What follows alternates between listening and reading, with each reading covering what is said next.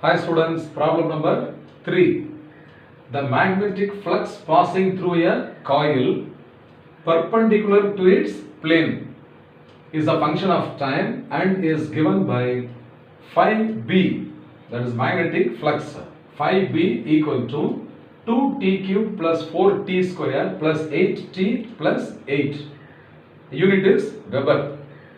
If the resistance of the coil is 5 ohm, determine the induced current through the coil at a time t equal to 3 seconds. So very easy numerical only. Flux phi is given.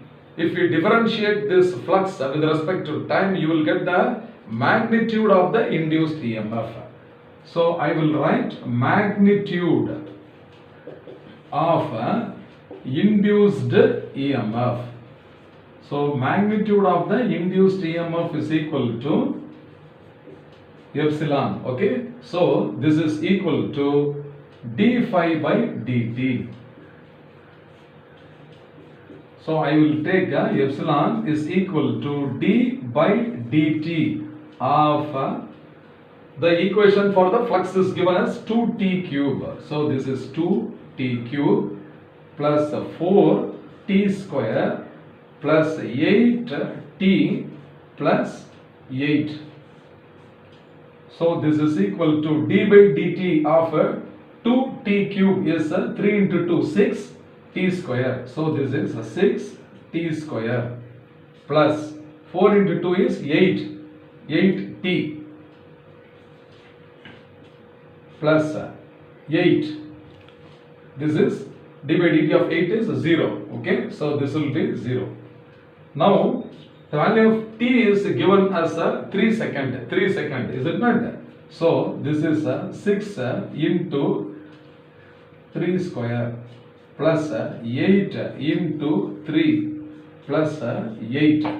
So this is equal to 6 into 9. 6 into 9 plus 8 into 3 plus 8. 9 6 are 54. Okay, therefore E is equal to 9 into 6 is 54 plus 8 into 3 is 24 plus 8.